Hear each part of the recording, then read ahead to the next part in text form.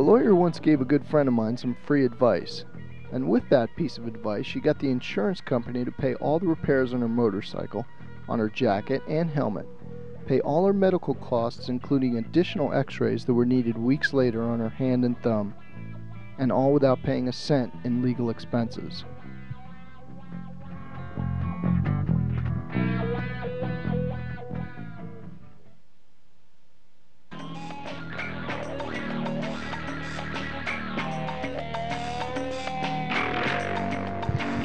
As chances would have it, I ran into the same motorcycle attorney down at the Superbike races in Monterey, California. I've always thought it'd be interesting to interview a motorcycle attorney and to ask them some serious questions about some serious issues. The lawyer's name was Chris Dolan, and he said he'd be glad to give me an interview. A few weeks later, I found myself sitting across from Chris with my video camera in one hand and a list of questions in the other.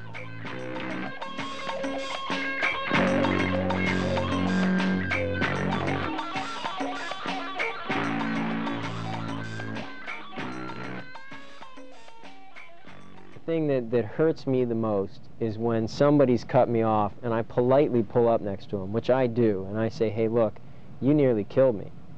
You know, I have people who love me. You nearly killed me.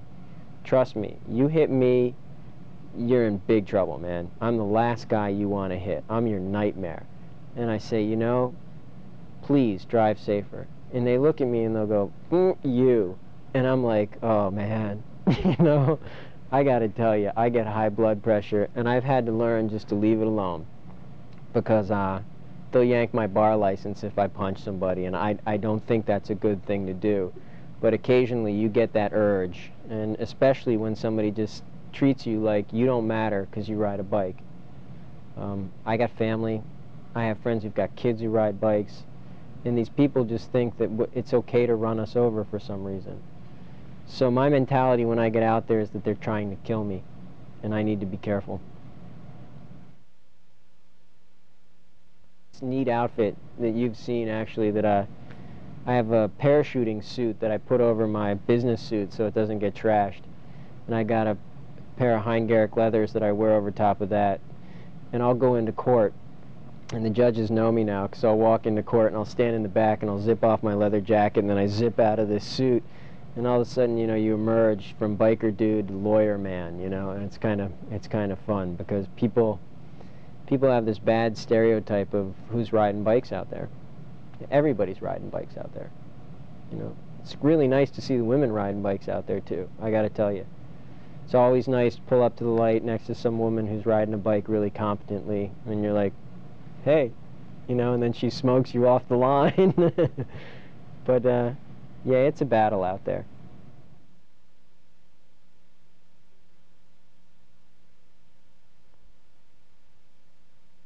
In the course of representing currently we probably represent about 150 motorcyclists, we see all sorts of strange and bizarre things as far as road hazards. We have seen people who have had to ride over couches that have fallen off a truck, and they've had to just sort of post it and try to ride over it and get in trouble. We have a client currently that we're representing that on I-80 a squirrel ran out in front of a car, and a young 17-year-old man was driving in front of our client, and the guy swerved, went across 4 lanes, and then cut right back, and the motorcyclist hit the side of the car because of a squirrel. So the hazard was a car in front of him as a result of an overreaction to a squirrel. We see a number of pothole accidents. And that's a real problem in this city because there's a lot of unmarked construction and there are a lot of potholes that can be very dangerous for motorcyclists. Generally, anything that's over 3 inches in depth has a lip on it that is savage enough that it could wipe out a motorcycle. And especially we're seeing it with scooter riders because their tires are 7 inches or under, where we have 18-inch motorcycle wheels. A 7-inch tire going into a 3-inch pothole has swallowed half of that tire up. So we've seen a lot of motor scooters who are actually hurt more by the road hazards of potholes.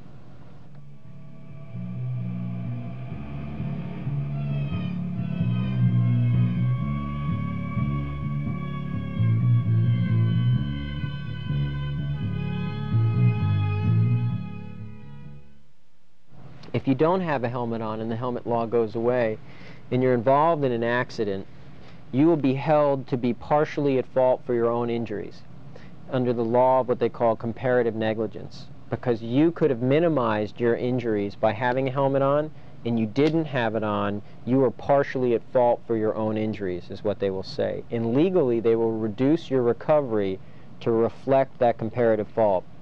The similar thing happens if you're in your car and you don't have your seatbelt on. You get in an accident, you go through the windshield, you're comparatively at fault because you had a device that was able to minimize your injuries, but you negligently didn't use it. So there are many reasons to wear a helmet, and there are many reasons not to. I think people should choose. I think they should choose wisely.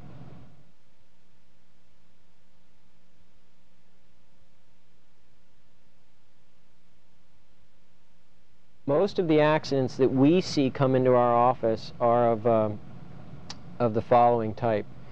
They are usually people pulling out from driveways or from other intersections or roadways, and we see a great deal of what we call left turn accidents, where we have people coming and they just don't see you and they turn left right in front of you, and boom, you're in the side of them and you're over. In this city, and we do representation all throughout Northern California, in this city we see a greater percentage of red light runners. I can only tell you, I know we like to run, we like to get up front, we like to get off the line, and we like to be home soon. I know it. I ride. Let me tell you this though, delay. Take the extra second at the light and look out for the moron who's going to fly through the red light. You know it and I know it. When I go home, I'm going to leave here tonight, I'm going to go outside, I'm going to get on my bike, and I'm going to see 2 or 3 red light runners that almost kill me before I go home every day. It's abhorrent, but in this city, you got to watch out for the red lights. So if you're looking out to be a defensive driver, I mean, you got to be paranoid. You know it and I know it. To ride a bike, you've got to be paranoid. But look at them coming out from the driveways, out from the roadways, out from the banks, and making those left turns. When you see a car coming at you with its left blinker on, you've got to almost believe that that person is out to get you, because they may even slow down. They may even hesitate. You may think you've got it, and then all of a sudden, they're right there in front of you. We see a tremendous amount of those types of accidents. And the other thing I would tell you, and no offense to my brothers who drive cabs or sisters who drive cabs out there, but look out for the cabbies in this city. I don't know if they hate motorcyclists or if they just want the road. But we get a tremendous amount of motorcycle versus taxi cab accidents. And taxi cab drivers especially, you got to be aware, if you see somebody on the road waving, you better look out and make sure there's not a cab to your left, or to your right if they're on your left. We see more cases where cabbies see somebody with their arm up, they don't even look for you. And the next thing you know, they're right on top of you, and you're into a post box on the side of the road. So watch out for the cabs, watch out for the red lights, just watch out. I mean, that's all I can tell you. But statistically, we see more people being hurt from vehicles pulling out or turning than we do from anything else.